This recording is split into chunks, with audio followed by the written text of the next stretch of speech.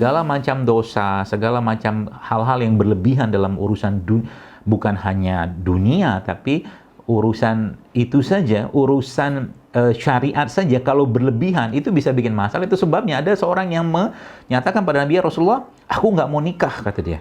"Aku mau puasa seumur hidup." Terus Nabi larang, kata Nabi, "Aku Muhammad, aku jauh lebih tahu, aku Rasul," kata Rasulullah.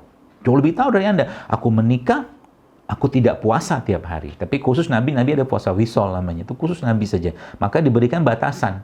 Batasannya itu ya puasa Daud itu yang maksimal kita boleh puasa. Itu salah satu caranya gitu kan. Jadi subhanallah teman sekalian, itu bisa jadi agenda itu.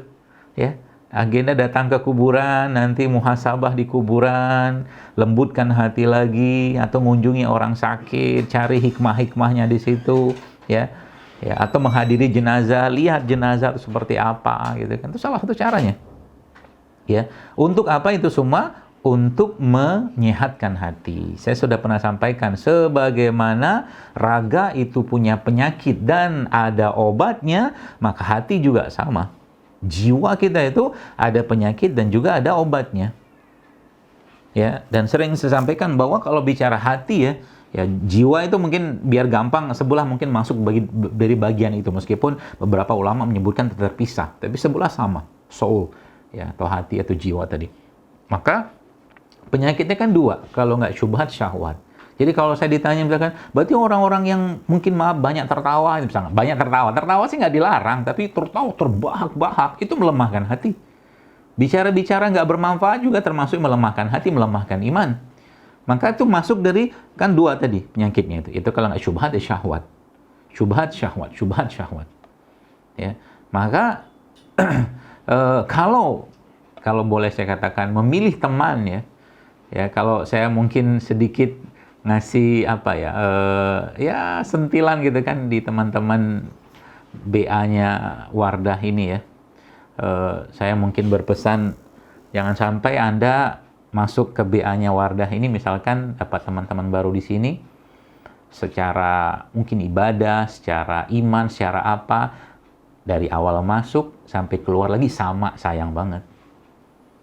Anda harus membentuk komunitas yang nanti, atau ya komunitas sendirilah di brand ambassador ini ya, mungkin teman-teman di sini ya, kakak-kakak yang tercinta ini ya. Jadi apa tuh namanya, masuk sini, keluar sini tadi sudah banyak ilmu yang didapatkan. Obrolan pun bukan cuma obrolan produk atau kosmetik atau apa gitu kan, tapi ada obrolan akhirat. Carilah teman yang bisa ngajak Anda obrolan akhirat. Mencari teman untuk tertawa bareng, tersenyum bareng gampang teman-teman. Tapi mencari teman untuk menangis bareng karena Allah susah. Kalau Anda ketemu orang kayak begitu, carilah dekat kan. Karena itu akan menjadi menyehatkan jiwa Anda. Maka kalau udah obrolannya itu sudah obrolan akhirat, seru tuh. Seru banget ya. Nanti dunianya, kalau bicara dunia ngikutin aja, dia tenang aja. Karena kan kalau kita bicara dunia, saya pernah bincang-bincang dengan lihatlah kajian seorang ustadz gitu kan, saya pelajari gitu, Masya Allah, wa may yattaqillah yaj'al lahu makhraja. Muslim itu, orang yang beriman, orang yang bertakwa itu mustahil miskin, kata beliau. Jadi kalau kita ada seminar-seminar entrepreneur, motivator segala macam ya sebenarnya kalau dikembalikan pada Islam ya, kalau dia bertakwa, dia beriman, dia kuat akidah sama Allah, nggak mungkin miskin, nggak mungkin. Itu kan ada dasarnya ya, karena sudah dijanjikan Allah, sebagaimana maut mengejar seseorang, begitu pula rezekinya. Itu saya katakan tadi. Seperti itu. Jadi hal-hal seperti ini akan membuat kita akhirnya tiap hari itu sekalian itu Masya Allah ya, penuh dengan keinginan, harapan, bahkan kerinduan akan pertemuan dengan Allah. Itu yang indahnya hidup itu sebenarnya. Ya, tiap hari itu mikirnya, kata Nabi itu, ya Rasulullah, apa yang membuat keruhnya kenikmatan, kata Nabi. Maka beliau menjawab, ya mengingat kematian. Maka ketika sahabat-sahabat saat itu nangis. Cerita nangisnya sekalian, subhanallah. Suatu hari Rasulullah, Abu Bakar, kemudian Ridwan, kemudian Utsman lagi duduk bareng, mereka lagi nangis sekalian. Subhanallah, tiba-tiba Umar datang. Umar datang nyamperin, ngelihat tiga sahabatnya ini nangis, ya Rasulullah, kan besannya Umar juga kan radhiyallahu anhu. Itu akhirnya Umar ikutan nangis juga gitu kan. Ikutan nangis. Karena Umar ngerti bahwa Nabi itu tidak akan mungkin menangis karena hal yang bersifat duniawi, tidak mungkin. Ya, seperti itulah gitu kan. Jadi makanya kalau sudah ngerti kayak begini, apalagi ya bahasa saya itu, kita semua pasti pengen ya. Kita semua kalau bicara soul, kita bicara ruh itu, kita bicara jiwa, kita bicara hati kita itu, pasti pengen banget mendapatkan keutamaan dari ayat yang Allah sebutkan dalam surat Al-Fajr. Allah bilang apa? A'udzubillahi minasyaitonirrajim. Ya ayyatuhan nafsul mutmainnah. Irji'i ila rabbiki radiyatan mardiyah. Fad'uli ibadi udkhuli jannati. Wah, jiwa-jiwa yang tenang. Dan pertanyaannya, gimana mau tenang tuh jiwa? Maafin orang susah. Gimana mau tenang tuh jiwa? Suuzon terus misalkan sama orang. Gimana mau tenang tuh jiwa katakanlah kalau hatinya masih penuh dengan penyakit-penyakit tadi. Saya bukan orang yang ya mungkin kita sama lah. Kita mungkin manusia-manusia akhir zaman seperti ini ya hanyalah pendosa-pendosa yang sedang mengemis dan mengiba-ngiba ampunan dari Allah Subhanahu wa taala.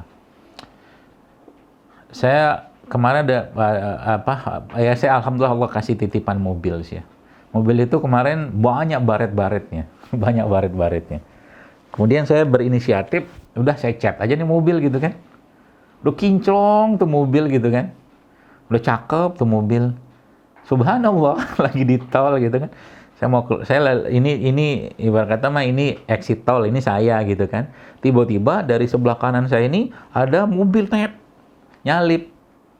Cus gitu kan, saya ngerem, dia sudah lewat, di belakang saya ada pick up L300 gitu, pras. Alhamdulillah kena tuh mobil gitu kan, penyok belakangnya, belum ada 6 bulan. Ya. Terus saya mikir gitu kan, mikirnya yang nabrak kan juga nggak sengaja, kan gitu, yang nabrak juga nggak sengaja, terus itu juga sopir angkutan barang gitu-gitu kan. Mau ngapain coba? Mau marahin dia? Ngapain? Nggak ada gunanya. Saya bilang sama dia, Pak maaf ya, saya minta maaf. Saya bilang sama dia, maaf ya Pak, karena di depan saya tadi ada mobil yang nyalip gitu kan. Dia bengong-bengong gitu kan, sudah ketakutan luar biasa. Karena ngerti keutamaannya. Ya, ngerti keutamaan. Kalau kita sudah ngerti keutamaannya, maka asik hidup kita. Keutamaan maksudnya apa? Keutamaan memaafkan, keutamaan mengikhlaskan, memudahkan urusan orang lain, kan asik tuh. Terus kalian hidupnya tenang nanti ya. Kenapa? Pasti diganti sama Allah. Tinggal baca Allah majuni fi musibati wa akhlif li khairan minha. Baca aja terus itu, nanti diganti. Ya Allah ganti lebih baik, ganti lebih baik ya Allah. Tenang hati kita. Ngapain marah-marah juga? Mau nyuruh dia ganti, nggak selesai juga urusannya. Ya, itu kalau itu berarti satu blok belakang itu harus didempul lagi, dicat lagi. Ya sudahlah, udah indah itu perjalanannya tuh mobil. Gitu teman-teman ya. Healthy soul. Jadi kita melatih kayak begitu.